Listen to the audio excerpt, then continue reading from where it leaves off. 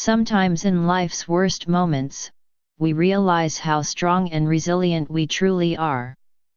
And, in those moments, our vulnerability might allow magic to happen. It was after 10 p.m. on December 7, 2013, a beautiful winter night in New Jersey. I was driving home from an office holiday potluck dinner, from Parsippany, NJ, to Rivervale, NJ, a familiar stretch of road I had been driving for 2 years now. As I listened to Dark Horse by Katy Perry, lyrics like "Make me your Aphrodite," a bit of Greek irony comes later, my steering wheel felt funny and started to shake.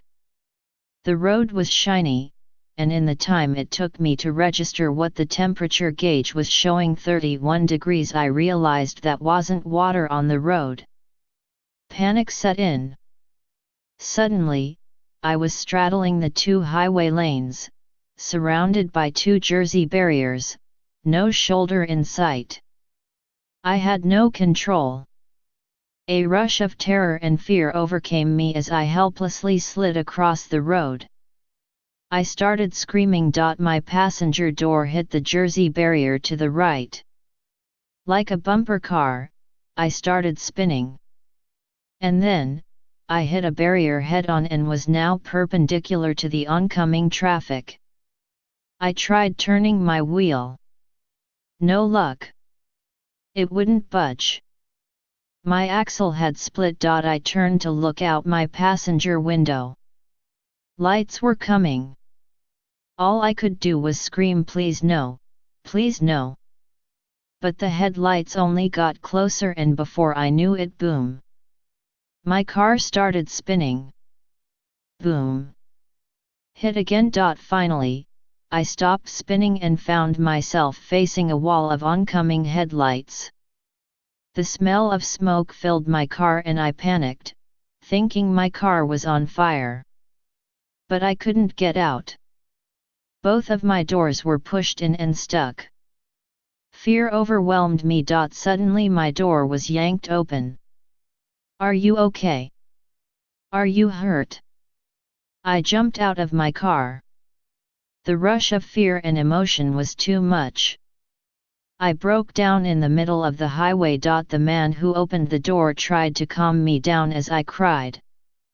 I turned and looked at the vehicles facing me, a tractor trailer 2 cars back. So close was I and whoever was in the other car to a very different ending.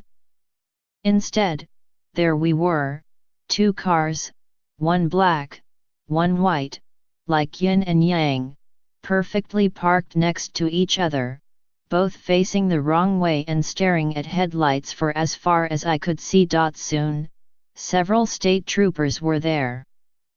They closed the on-ramp from Interstate 287 onto Route 80. The road was closed for an hour.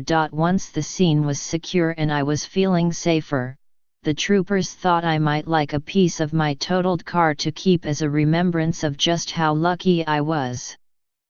And so we scoured the road and I picked up the Ford Taurus logo off the ground. Then, they told me to thank the driver of the other car.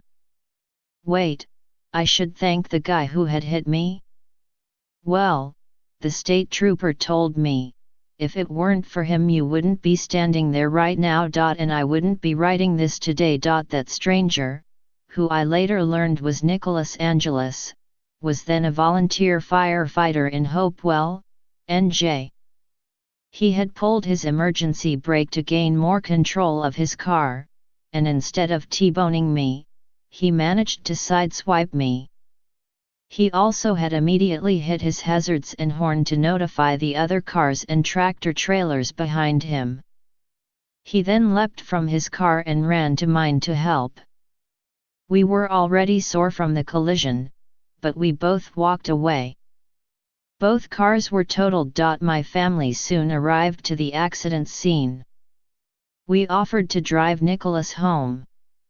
I wrecked his car and he saved my life.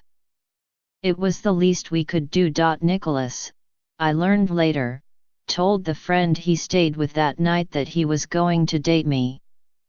The next day Nicholas called my cell phone to see if I was okay. I hung up on him after 30 seconds. I was so nervous, worried he was going to sue me. But he kept calling, because he cared. We wound up talking for hours, and because of those constant calls, we got to know each other. We had our first date December 30th, about 3 weeks later. Because neither of us had a car yet, we met in Manhattan. I took a bus in, he took a train. I wish I could reach out to each of the many frustrated drivers and passengers who were stuck in the 4-mile backup that night. If only they knew the magic that came of that treacherous accident, they might have renewed faith in the power of love. You never know who is ready to open the door for you, and change your life forever. Jennifer Lind Angelis, 27, is an associate trade marketing manager at Danone Wave, working on the Oikos and Danimals yogurt brands.